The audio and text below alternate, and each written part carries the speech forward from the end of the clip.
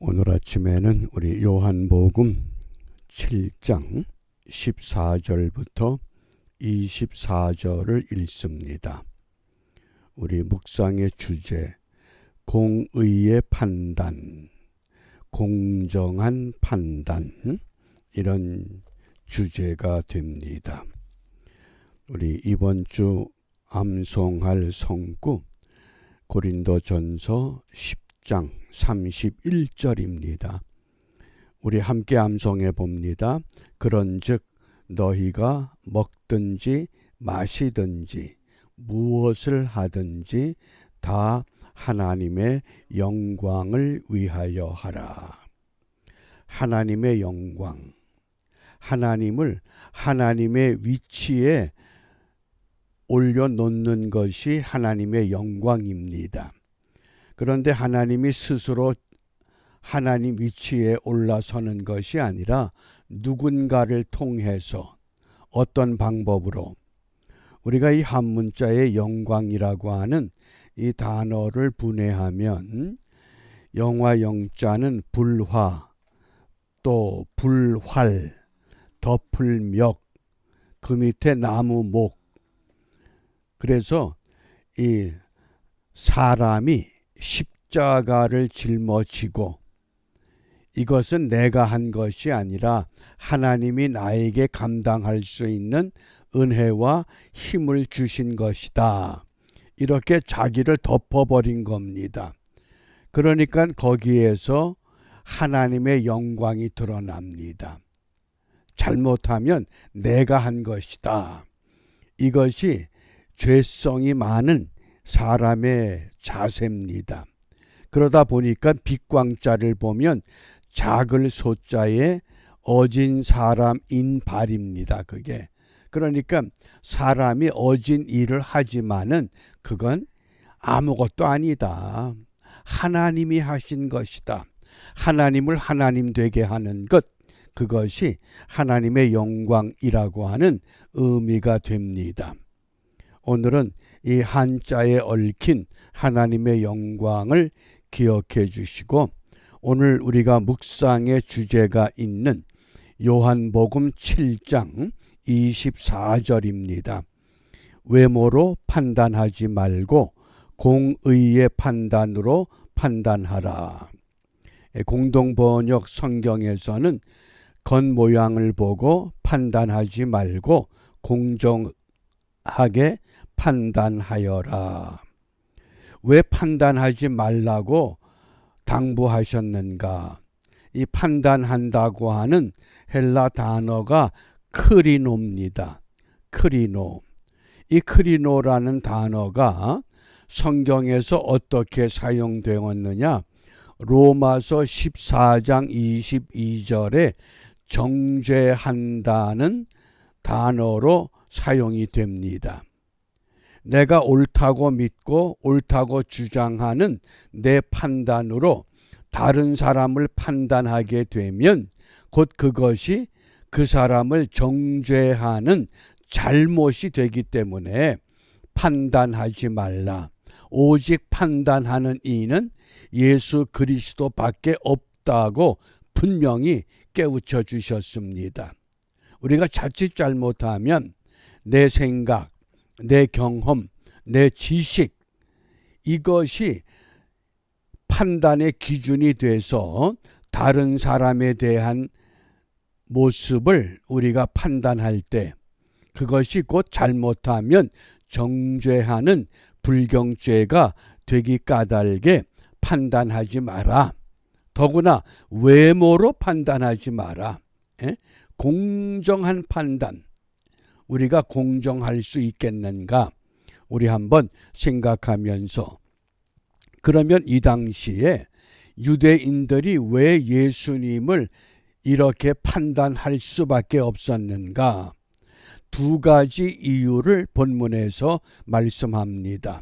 그 첫 번째가 14절과 15절입니다.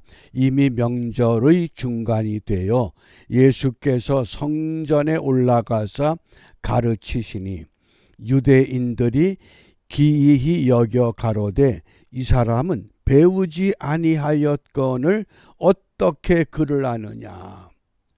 분명히 나사렛 목수의 아들이고 그 부모가 누구이고 그 형제가 누구인가를 우리가 잘 알고 있다. 그런데 배우지도 않았는데 어떻게 그를 아느냐? 어떻게 이렇게 가르치느냐? 이게 뭡니까? 우리가 오늘 우리 사회를 지배하고 있는 이 연고주의라고 하는 것, 혈연주의, 지연주의, 학연주의, 이걸 한마디로 패거리 문화라고 이야기를 합니다. 패를 지어서 옳고 그른 것이 아니라 우리 같은 패이기 때문에 적극적으로 지지하고 적극적으로 밀어주는 이런 연고주의가 오늘도 우리 사회 문제가 됩니다. 이것이 사회에만 있는 것이 아니라 안타까운 것은 교계에도 이런 것이 적용되고 있다고 하는 사실입니다. 진리를 믿는다고 하면서도 진리가 기준이 아니고 이 연고주의, 패거리 문화가 여전히 우리 사회를, 우리 교회를 어지럽게 하고 있다고 하는 것, 이것을 우리가 깨달아야 됩니다. 그 다음 두 번째가 오늘 본문 23절에 모세의 율법을 폐하지 아니하려고 사람이 안식일에도 할례를 받는 일이 있거든. 내가 안식일에 사람의 전신을 건전케 한 것으로 너희가 나를 노여워하느냐. 유대인들이 모세의 율법, 모세의 전통을 지키기 위해서 안식일에 할례를 행했다고 하는 겁니다. 그런데 예수님께서 안식일에 38년 된 중풍병자를 고쳐주셨습니다. 안식일에 할례를 하는 것은 옳은 일이고, 안식일에 병든 사람, 38년 동안 병들어 있던 사람, 그 38년이 상징하는 숫자가 무엇입니까?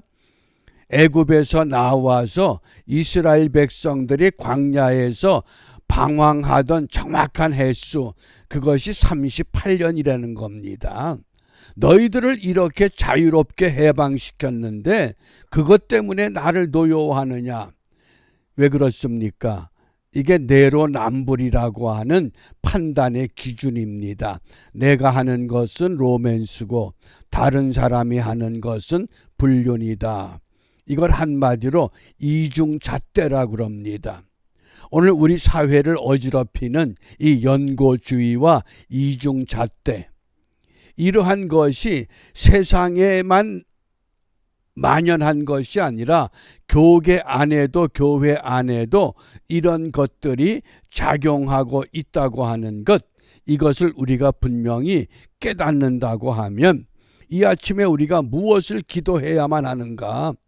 오늘 본문에 보면 18절 말씀에 스스로 말하는 자는 자기 영광만 구하되 보내신 이의 영광을 구하는 자는 참되니 그 속에 불의가 없느니라. 자기 말하기를 좋아하는 패거리 문화와 이중잣대에 묶여있는 사람들, 자기 영광, 자기들끼리만 좋아하고 자기들끼리만 배부르고 자기들끼리만 유익을 얻는 자기 영광을 구하지만은 보내신 이의 영광, 아버지 하나님의 영광, 예수님의 영광, 성령님의 영광을 구하는 자는 참되니 그 속에 불의가 없다. 주님의 영광을 위하는 일에 우리가 헌신해야 할 결단이 필요한 때입니다. 어떻게? 주님의 영광을 구하는 사람, 하나님의 영광을 구하는 사람에게는 진실과 공의가 실행됩니다. 연고주의나 이중잣대를 사용하지 않습니다. 외모로 보는 것이 아니라 중심을 바라봅니다. 그 이조 인조 왕 때에 굉장한 가뭄이 들었습니다. 얼마나 가뭄이 심했든지 인조 대왕이 베옷을 입고 남한산성에 올라가서 기우제를 드리기 시작합니다. 그런데 정말 하늘이 감동했든지 인조 대왕이 기우제를 드린 후에 먹구름이 몰려오더니 비가 내리기 시작합니다. 그러니까 모든